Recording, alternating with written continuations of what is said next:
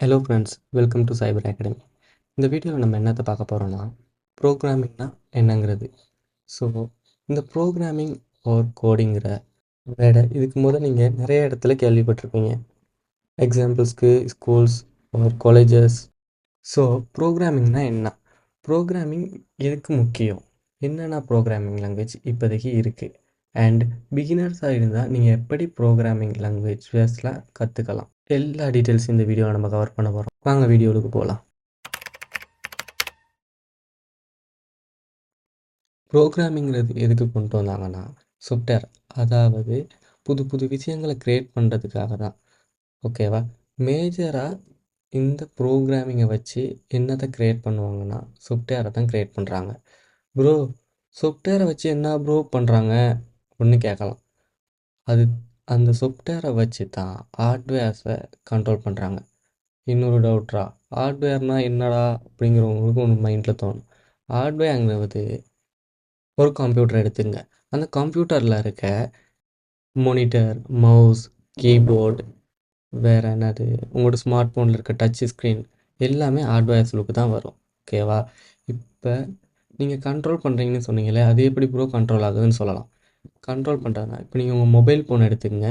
Mobile ஃபோனில் நீங்கள் ஒரு பிக் ஒன்று கேப்சர் பண்ணணும். ஓகேவா? இப்போ அந்த பிக் ஒன்று கேப்சர் பண்ணுறதுக்கு நம்ம என்ன பண்ணுவோம், உங்கள் மொபைல் ஃபோன் எடுப்பீங்க, அன்லாக் பண்ணுவீங்க, மொபைலுக்கு போயிட்டு கேமராங்கிற ஒரு ஆப் ஒன்று இருக்கும். சரியா? அந்த ஆப் தான் சாஃப்ட்வேர்.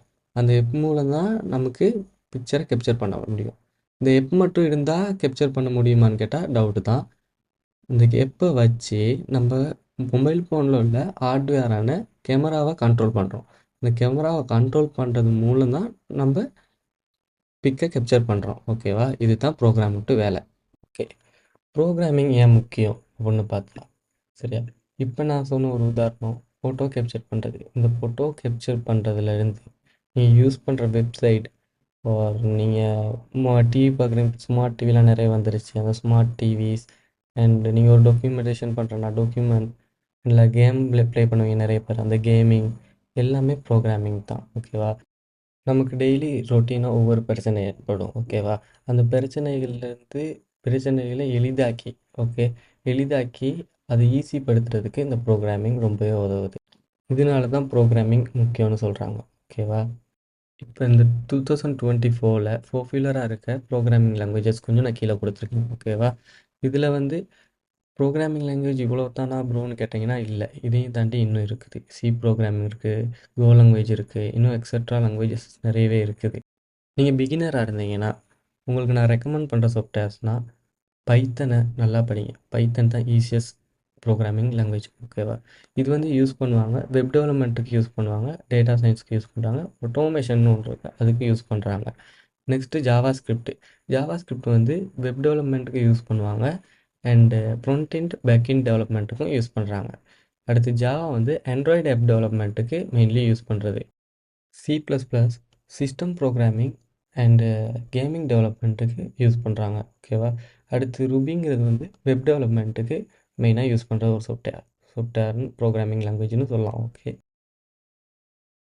இது வரைக்கும் ப்ரோக்ராமிங்னா என்ன, ப்ரோக்ராமிங் ஏன் முக்கியம், இப்போதைக்கு என்னென்ன ப்ரோக்ராமிங் லாங்குவேஜஸ் யூஸ் பண்ணுறாங்க, எல்லாத்தையும் கவர் பண்ணி முடிச்சாச்சு. இப்போ நம்ம என்ன பார்க்க போகிறோன்னா, ப்ரோக்ராமிங் எப்படி படிக்கிறது. ஓகேவா? ப்ரோக்ராமிங் படிக்கிறதுக்கு முன்னுக்கு நீங்கள் ஒன்று மட்டும் நல்லா ஞாபகம் வச்சுங்க. ப்ரோக்ராமிங் ஒரு புத்தகத்தை பார்த்தோ இது பண்ணியோ படித்து பாடமாக்கி வச்சு நம்மளால் செய்ய முடியாதது ஒன்று. ஓகேவா? அது நம்ம ட்ரைனிங்கில் வர்றது ஒன்று. ப்ரோக்ராமிங்க்கு பயிற்சி தான் முக்கியம். ஓகேவா? பயிற்சி தான் முக்கியம். பயிற்சி இருந்தால் ப்ரோக்ராமிங் ஈஸியாக கவர் பண்ணிக்கலாம். உங்களுக்கு பயிற்சி எடுக்கிறதுக்கான நிறைய சோர்சஸ் இன்டர்நெட்லேயே இருக்குது. எக்ஸாம்பிளுக்கு கோட் அகாடமி இருக்குது, கோஸ்ரா இருக்குது, கான் அகாடமி இருக்குது, ஒரு W3 ஸ்கூல்னு ஒன்று இருக்குது. இதில் நீங்கள் என்ன பண்ணலான்னா கோடிங் ரெஃபர் பண்ணி படிக்கலாம். மல்டிபிள் கோடிங் லாங்குவேஜும் இருக்குது. ஃபஸ்ட் நீங்கள் படிக்க ஸ்டார்ட் பண்ணுறதுக்கு முன்னுக்கு நீங்கள் ஒரு ப்ரோக்ராமிங் லாங்குவேஜை ஃபிக்ஸாக மைண்டில் செட் பண்ணி எடுத்துங்க. அது எந்த லாங்குவேஜாக வேணால் இருக்கலாம். ஜாவாவாக இருக்கலாம், பைத்தனாக இருக்கலாம், கோ லாங்குவேஜாக இருக்கலாம், சியாக இருக்கலாம், C++ஆக இருக்கலாம், எனி லாங்குவேஜ்.